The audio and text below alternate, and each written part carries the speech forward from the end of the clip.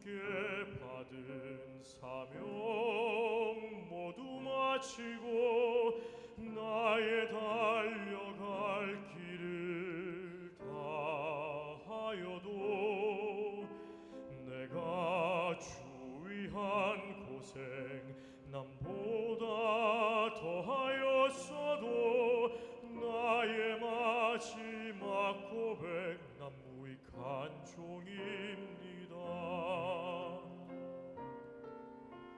내가 10번을 산다 해도 1000년을 수고하여도 눈물이 내 앞을 매일 가려도 모두 날 떠나가도 주위의 모든 것 버려도 나의 마지막 고백 난 무익한 종입니다. 나는 무익한 종입니다. 주님만 높임 받으소서. 나는 무익한 종입니다. 아버지 사랑합니다. 나는 무익한 종입니다. 주님만 높임 받으소서. 나는 무익한 종입니다. 아버지 사랑합니다.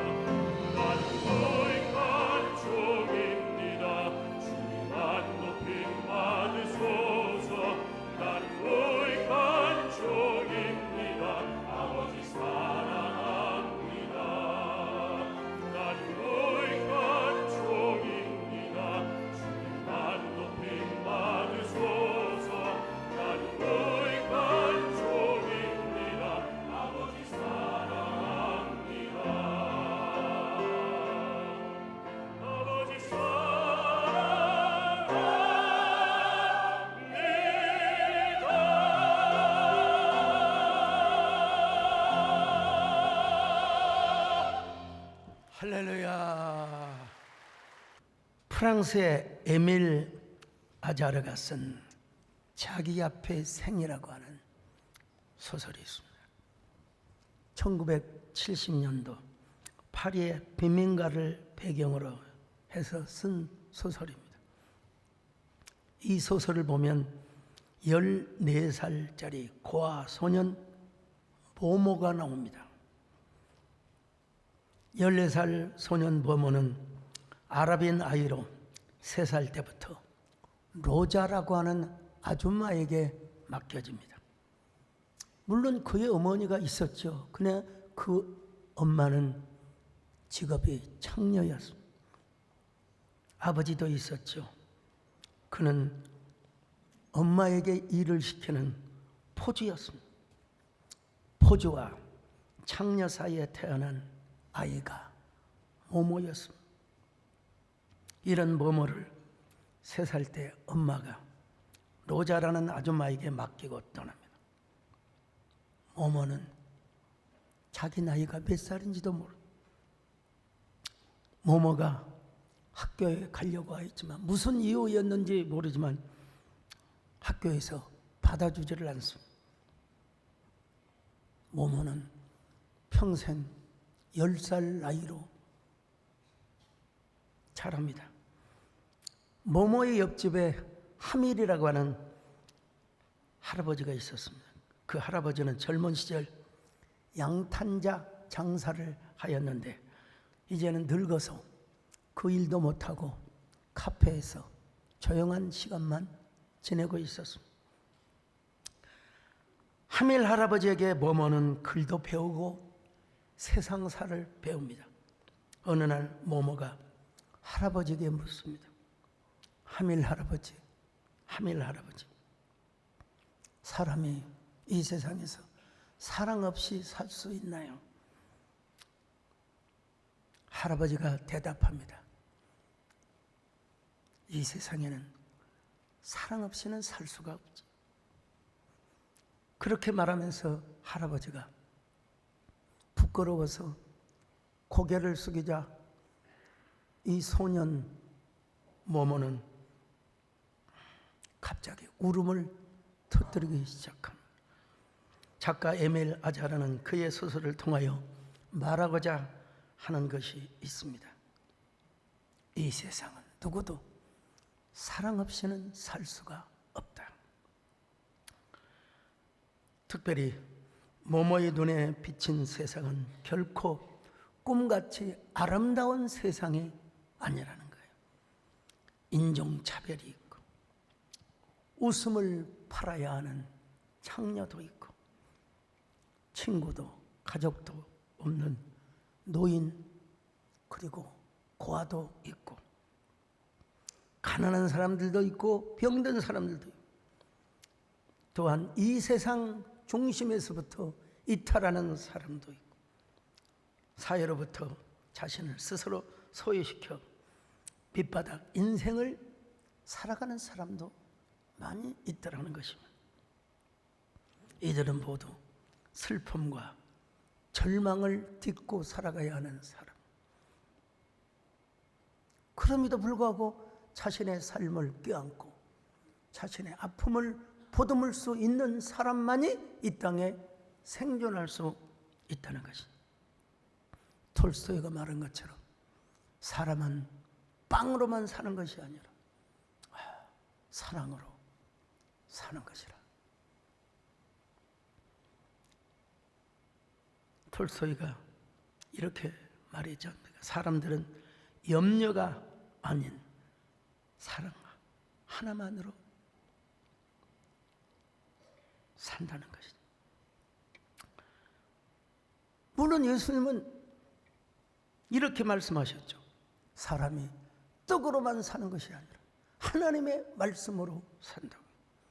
이 말씀을 조금 더 확장을 시킨다면 사람은 떡으로만 사는 게 아니라 하나님의 사랑을 받고 살아가야 한다.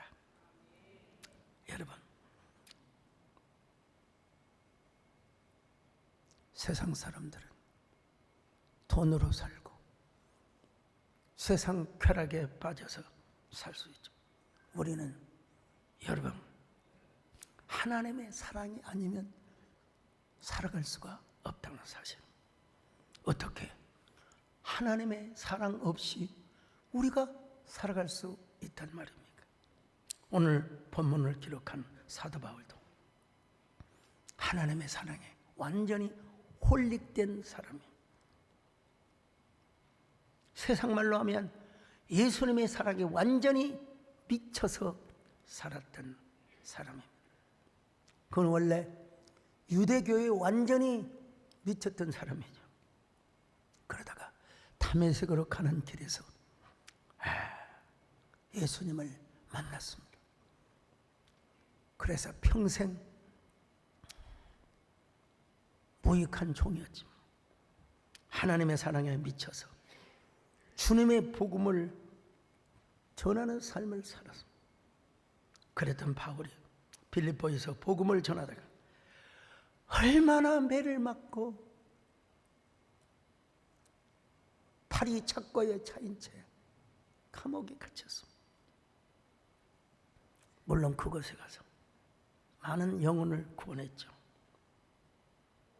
그런데 그 빌립보에서 그런 고초를 당하고 그런 고난을 당했음에도 불구하고 빌립보에서 160km나 떨어져 있는 데살로니가를 방문하여 또 복음을 전합니다.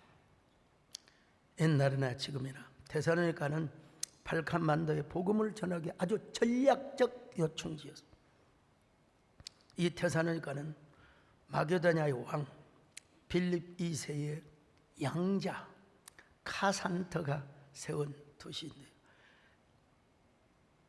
자기 부인의 이름을 따서 부인을 굉장히 사랑했나 봐요. 그 도성의 이름을 데살로니가라고 이름하였습니다. 바울은 이러한 사실을 아마 알았던 것 같아요. 그래서 데살로니가에 가서 유대인의 회당과 야손의 집에서 복음을 전했습니다. 자, 이런 사실은 사도행전 17장 1절로 7절에 있는데 여러분 참고하시기를 바랍니다. 그곳에서 사도 바울이 몇 달을 복음을 전하는 게 아닙니다. 1년, 2년을 전하는 게 아니에요. 그곳에서 딱 3주 복음을 전했습니다. 그럼에도 불구하고 데살로니가 교회는 믿음의 역사와 사랑의 수고, 소망의 인내가 가득한 교회였습니다. 데살로니가전서 1장 2절로 3절을 봅니다. 시작. 우리가 너희 모두로 말미암아 항상 하나님께 감사하며 기도할 때 너희를 기억함은 너희의 믿음의 역사와 사랑의 수고와 우리 주 예수 그리스도에 대한 소망의 인내를 우리 하나님 아버지 앞에서 끊임없이 기억함이니. 자, 여러분 바울이 딱 3주 전에서 3주. 그래서 교회가 여러분 설립이 되었습니다.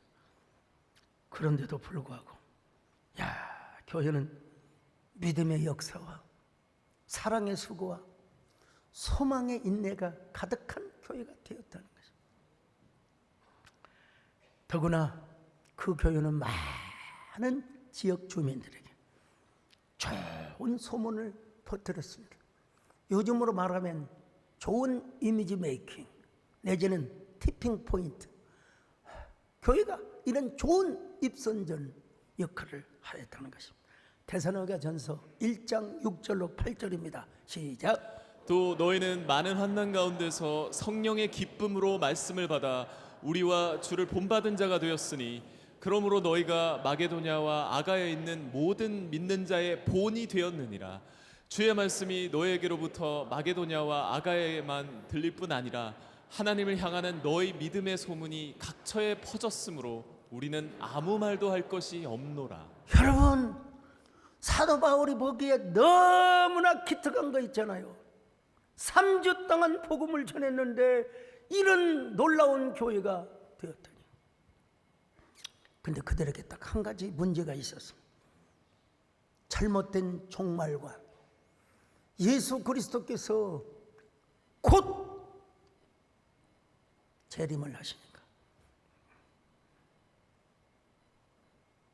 현실 생활을 등한히 여겼습니다. 그래서 데살로니가 교회 성도들은 예수님의 재림이 임박하다고 하여 현실 생활을 등한시하였던 것입니다. 그래서 사도 바울은 데살로니가전서 4장과 5장에서 죽은 자의 부활 문제 그리고 예수님의 재림의 문제를 좀 집중적으로 언급을 합니다. 그러면서 현실 생활에 절대로 등한시하지 말고 충실하라고 권고하고 있습니다.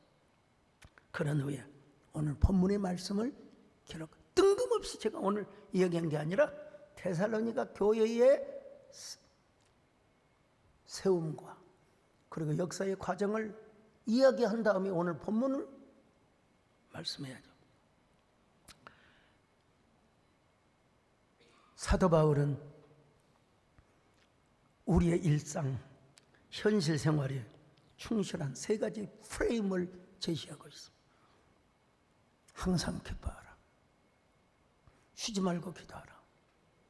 범사에 감사하라.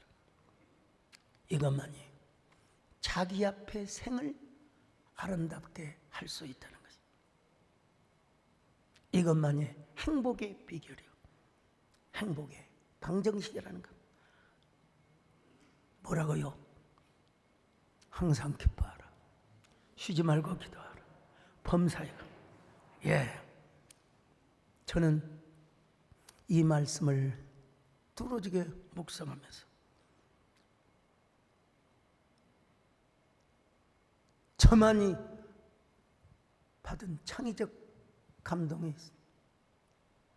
보통은 기쁨 플러스, 기도 플러스, 감사 플러스라고 대부분 이야기를 합니다. 그러나 하나님께서 저에게 주신 놀라운 창의적 감동이 있는데 그것은 기쁨 플러스, 기도 플러스, 감사 플러스가 아니라는 거예요. 기쁨 곱하기, 기도 곱하기, 감사 곱하기. 이 사소한 차이인 것 같지만 하나님께서 저에게 주신 귀한 감동이었습니다. 제가 봐도 원더풀하고 제가 봐도 어메이징한 플러스도 좋죠. 그러나 곱하기는 더 위대한 행복을 가져온다는 사실을 아셔요. 여러분, 플러스 인생이 아닌 곱하기 인생을 사시기를 축원합니다. 여러분, 뭘 곱하기 한다고? 기쁨 곱하기, 기도 곱하기, 감사 곱하기. 그래도 행복하지 않는다고요? 반복하세요. 반복하세요. 오늘 세 가지 명령을 하고 사도 바울은 그래도 안 되면 성령을 소멸치 말고 예언을 멸시하지 말고 범사에 하려 좋은 것만 취하라. 데살로니가전서 5장 19절로 22절 같이 봅니다. 시작. 성령을 소멸하지 말며 예언을 멸시하지 말고 범사에 헤아려 좋은 것을 취하고 악은 어떤 모양이라도 버리라. 아이고, 기도해도 안 되네. 아이고, 감사해도 안 되네. 여러분 계속 곱하기를 해보세요. 계속 곱하기를 해보세요. 그렇게 곱하기를 하다 보면 평강의 하나님께서 우리를 온전히 거룩하게 하시고 우리의 모든 몸과 정신이 예수 그리스도께서 강림하실 때까지 하나님의 보존해 주신다. 데살로니가전서 5장 23절을 보십니다. 시작. 평강의 하나님이 친히 너희를 온전히 거룩하게 하시고 또 너희의 온 영과 혼과 몸이 우리 주 예수 그리스도께서 강림하실 때 흠없게 보존되기를 원하노라. 계속 곱하기의 삶을 유지하라는 거예요. 반복하라는 거예요. 운동선수들이 정상에 오를 때까지 연습하는 것처럼 여러분 1만 시간의 법칙이라는 이야기를 들어보셨을 겁니다. 1만 시간의 법칙이라는 책도 있습니다. 1만 시간의 법칙이란 어떤 분야의 전문가가 되기 위해서는 최소 1만 시간 정도의 훈련, 연습, 그리고 시간을 투자해야 된다는 거예요. 1만 시간, 매일 3시간씩 투자를 하면 10년이 걸린다. 그리고 하루에 10시간을 투자하면 3년, 적지 않는 세월이죠.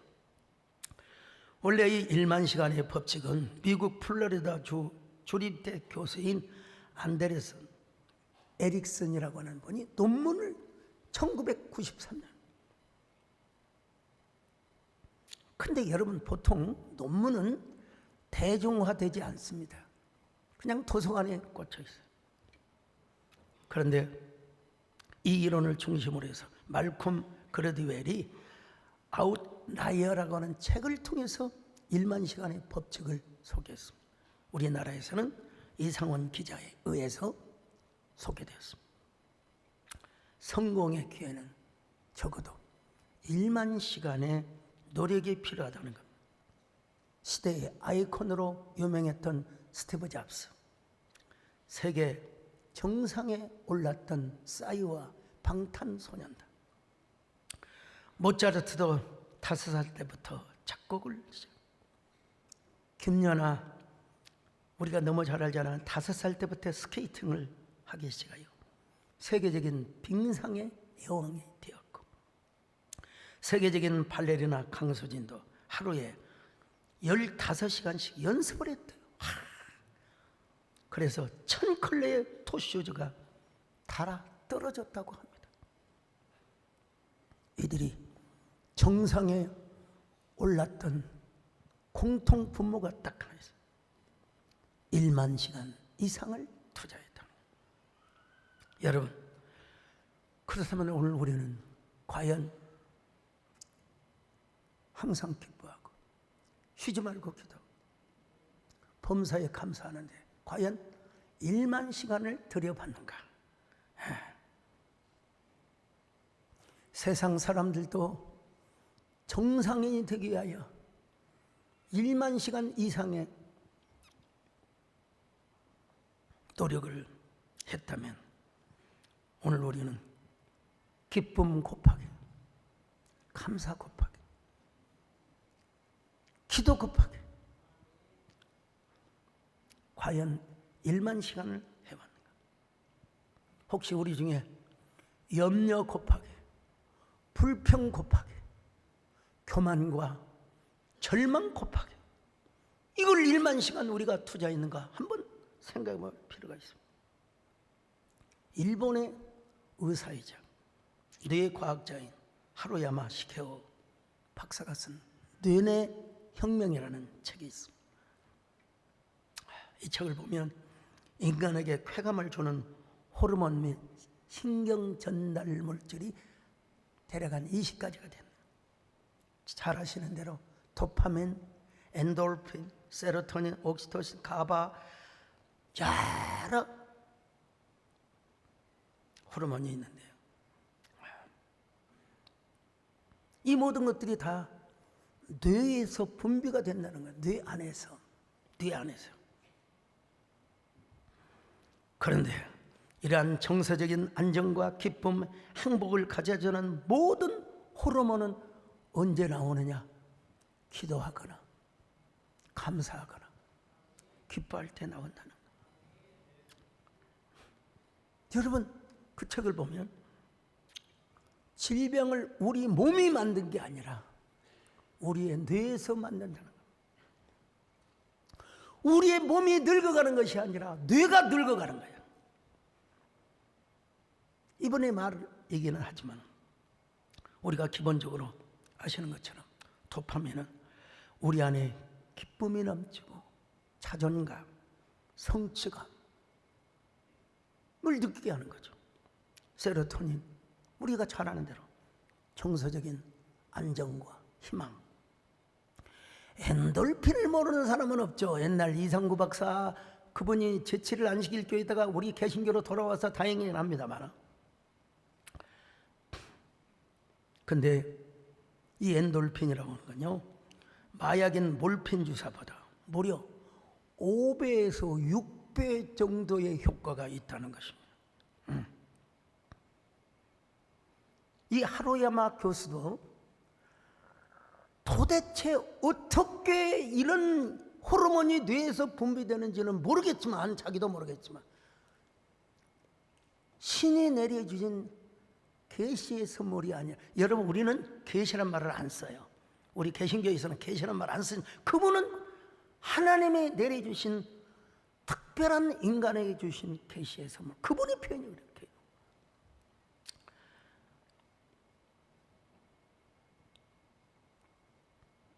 근데 엔돌핀 중에서도 베타 엔돌핀이 있다는 거야.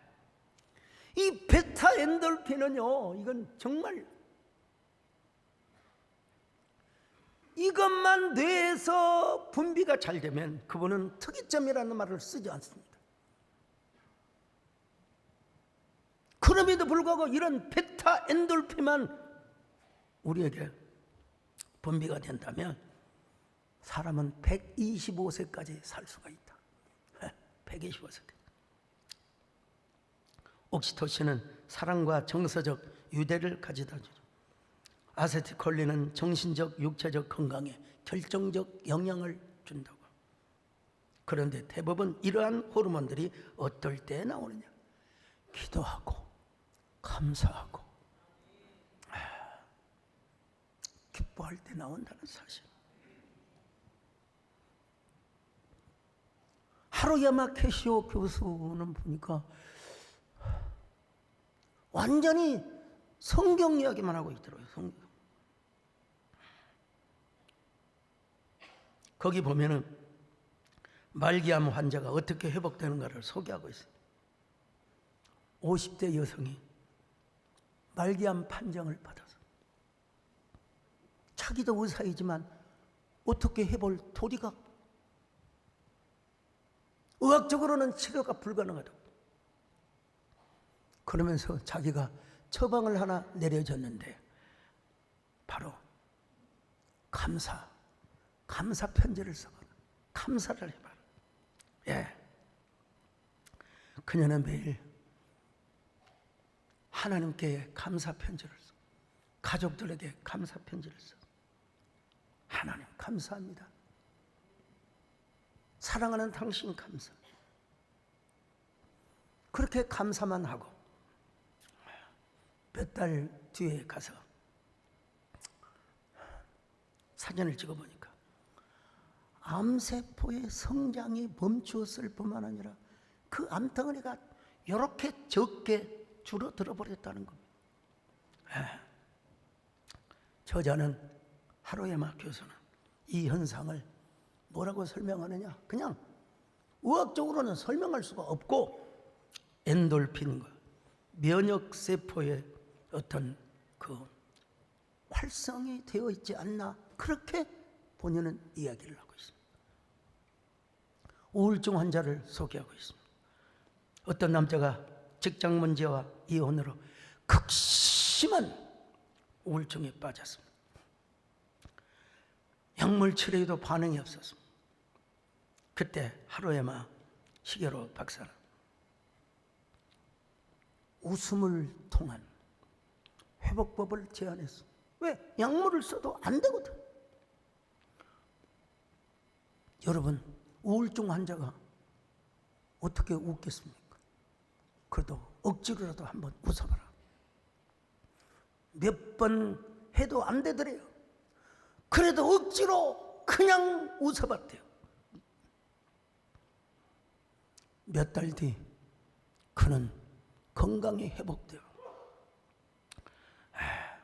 직장에 복귀하고 오히려 더 건강한 밝은 사람이 되었다는 사례도 기록하고 있습니다.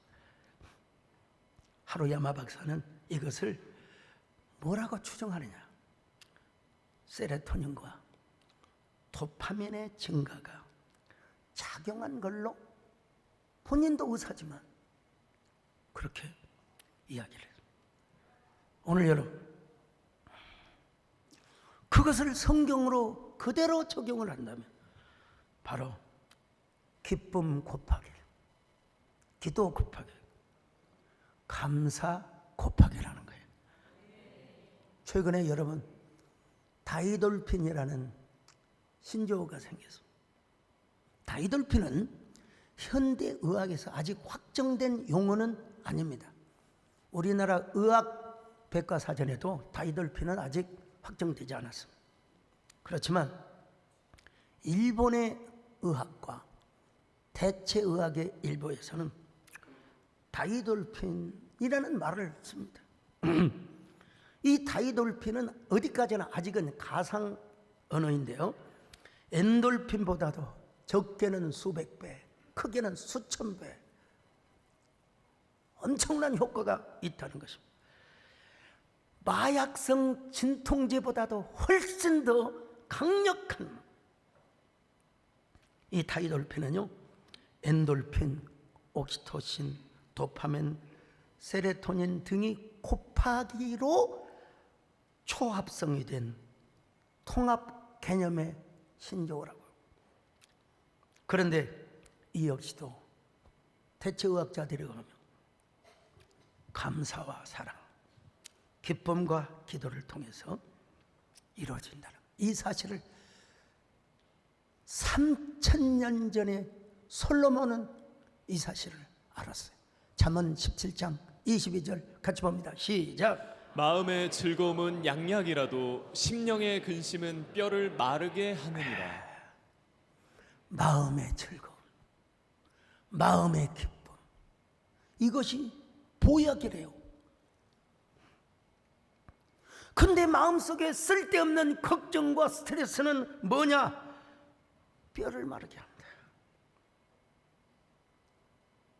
우리가 하나님의 일을 감당하면서, 사명을 감당하면서 받는 부담감, 스트레스, 이건 없을 수가 없죠. 사도 바울도 언제나 눌리는 마음이 있었고, 사도 바울도 언제나 여러분 강박의식이 있었잖아요. 사도 바울도. 그러나 세상에 쓸데없는 걱정, 세상에서 받는 그 쓸데없는 스트레스, 이거는 우리의 뼈를 마르게 한다고 말씀하고 있습니다. 여러분, 하나님 앞에 받은 사명, 주님 앞에 드리는 순종, 헌신, 이것 가지고는 여러분 부담을 갖더라도 세상 일을 위한 염려, 걱정 다 내려놓으시기를 바랍니다. 여러분, 세상에서 가장 위대한 보약이 무엇인가? 마음의 기쁨, 심령의 즐거움. 그래서 사도 바울은 이렇게 강조했지 않습니까? 항상 기뻐하라. 곱하게 쉬지 말고 기도하라. 곱하게 범사에 감사하라. 자, 데살로니가전서 5장 16절로 18절을 보십니다. 시작. 항상 기뻐하라. 쉬지 말고 기도하라. 범사에 감사하라. 이것이 그리스도 예수 안에서 너희를 향하신 하나님의 뜻이니라. 천국의 아이들이란 영화가 있습니다. 뭐 대략 아신 분들 아시겠지만, 어느 가난한 집에 오빠와 여동생이 살았습니다. 오빠가 다 떨어진 여동생의 운동화를 수선하고 오는 중에 한눈을 파는 사이에 그 운동화를 잃어버리고 말았습니다. 오빠가 잃어버린 운동화를 찾을 때까지 오빠의 운동화를 신고 여동생이 오전반에 학교를 가고, 불이 나게 달려오면 오후반에 오빠가 또 학교를 가고, 어느 날 오빠가 여동생의 운동화를 훔친 녀석을 찾았습니다. 그리고 그 뒤를 쫓아서 집에 갔습니다. 가서 보니까 그 아버지는 맹인이었고 자기보다 더 가난한 집이었어요. 차마 그 운동화를 돌려달라고 할 수가 없고 빈털털대로 집으로 돌아오다가 전국 어린이 마라톤 대회를 한다고 벽보를 팠습니다. 거기 벽보를 자세히 보니까 3등을 하면 운동화를 준다는 거예요. 3등을 하면. 오빠는 그 운동화 그 포스터 내용을 보고 눈이 반짝이기 시작했어. 운동화 때문에 학교를 막 불이 나게 달려다니는 그 때문에 마라톤은 자신이 있었어. 그래서 학교에서 돌아와 여동생에게 내가 꼭 3등을 해서 너의 운동화를 타다 줄게. 오빠의 목표는 1등이 아니었습니다. 3등이었습니다. 시합이 시작되었습니다. 자꾸 1등을 한 거예요. 그래서 3등으로 쳐졌습니다. 속도를 조절해서 3등을 하는데 아니 또 달려오는 녀석들이 자기를 추월하려고요. 그래서 죽어라 죽어라 뛰었어요. 뛰었더니 어떻게 세상에 1등을 해버리고 말았어요.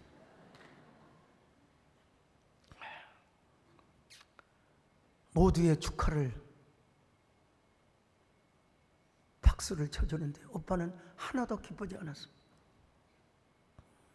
오빠는 1등을 하고도 기가 팍 죽어서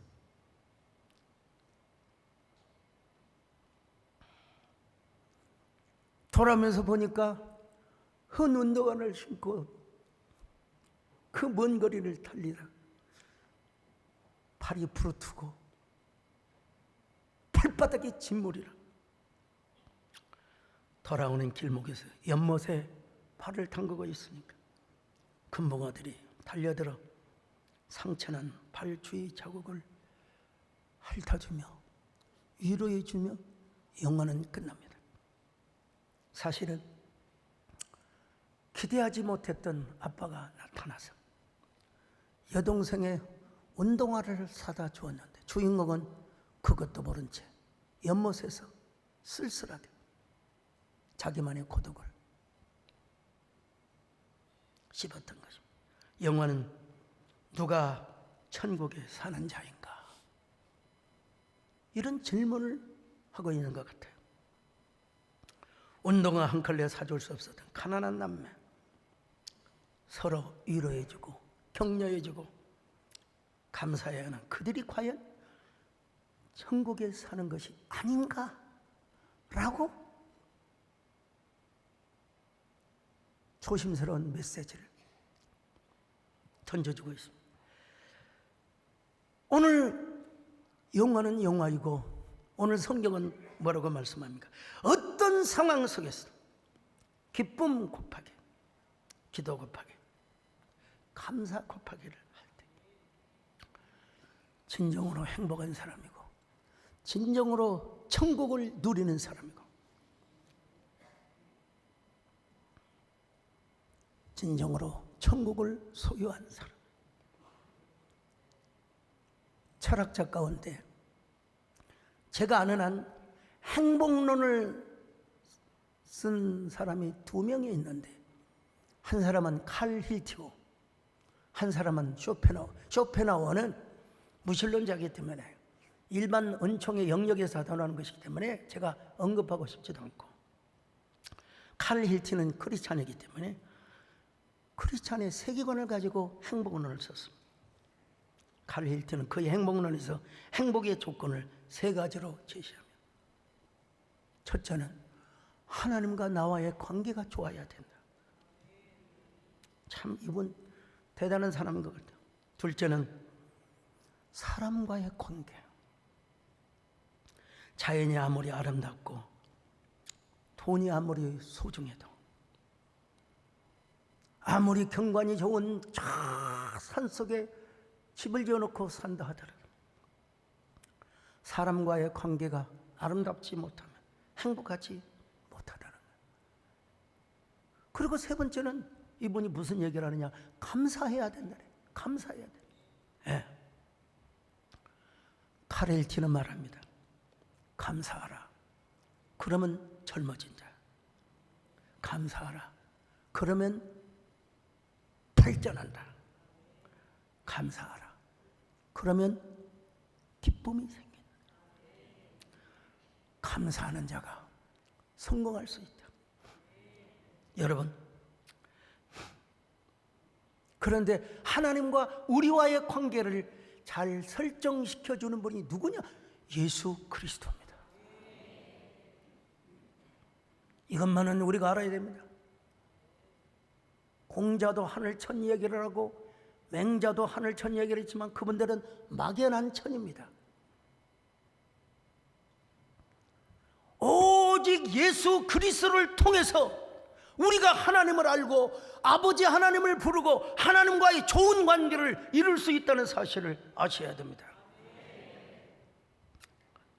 지금은 천국에 가셨지만 한국 대학생 선교회, 즉 말하자면 CCC를 설립하신 김윤건 목사님이 계십니다. 이 어르신께서 대학생들만 10,000명 이상을 모여놓고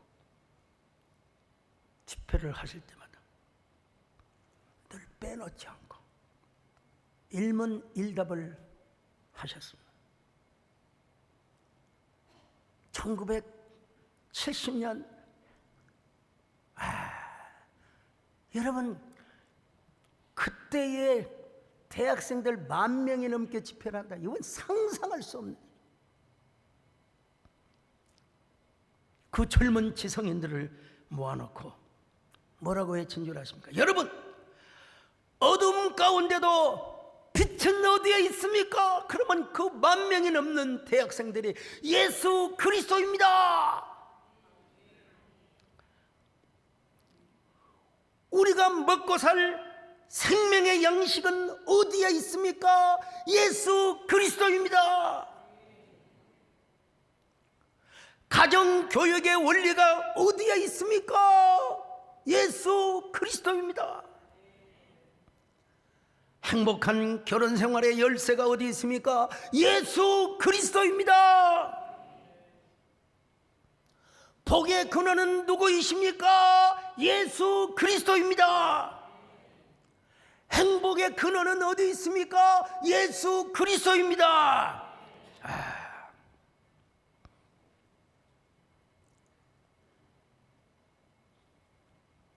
그분의 영향력으로 우리 한국의 키라성 같은 목사님들이 많이 지금은 다 은퇴를 하시고 또 천국에 가신 분들도 계시고 그렇습니다.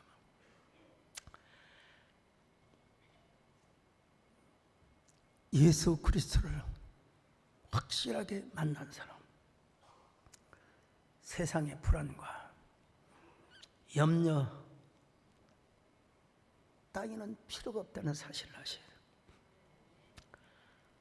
정말로 예수 그리스도를 만난 사람, 기쁨 곱하기, 기도 곱하기, 감사 곱하기의 삶을 살아야 한다는 사실. 하이델베르그 요리문답 제1문항에서 목표를 사나 죽거나 당신의 유일한 위로는 무엇입니까?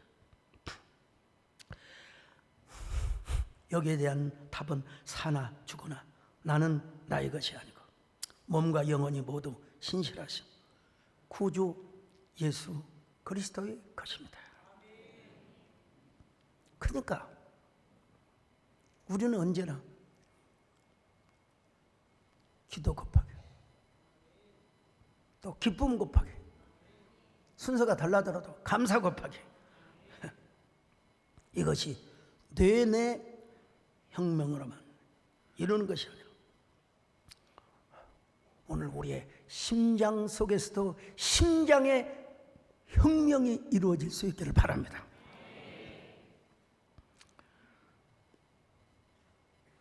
하루야마 교수 이야기를 쭉 합니다만 아니 이분도 기뻐하고 감사하고 기도할 때 우리로 말하면 정말로 예수 그리스도 안에서 항상 기뻐하고 쉬지 말고 기도하고 범사에 감사. 이걸 곱하기를 하면 뭐가 임하느냐? 하나님의 은혜가 임한다. 하나님의 은혜가 임할 때, 저는 의사가 아닙니다만은 이 뇌내혁명의 책에 의하면 항상 기뻐하고 쉬지 말고 기도하고 범사에 감사하고 곱하기를 하면은 엔돌핀이 나오고 도파민이 나오고 세로토닌 그리고 다이돌핀 같은 게 나온다는.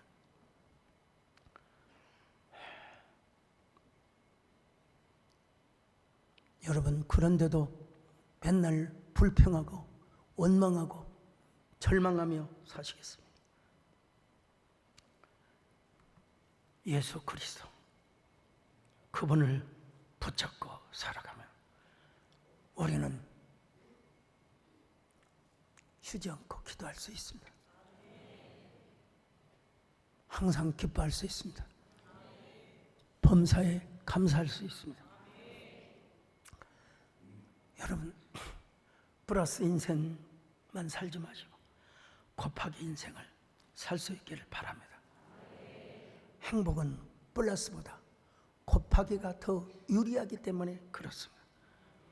언제나 기쁨 곱하기, 기도 곱하기, 감사 곱하기, 그런 삶을 살 수 있기를 주님의 이름으로 축원합니다.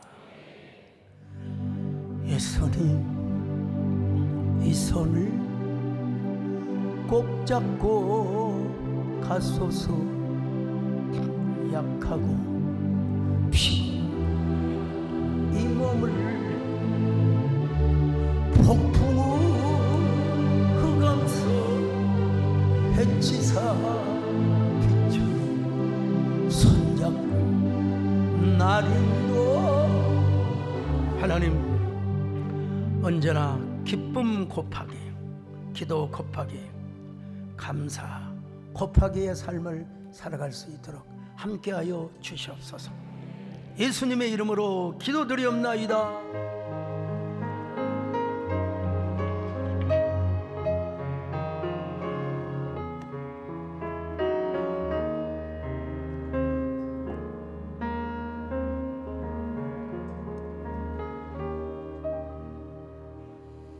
목적도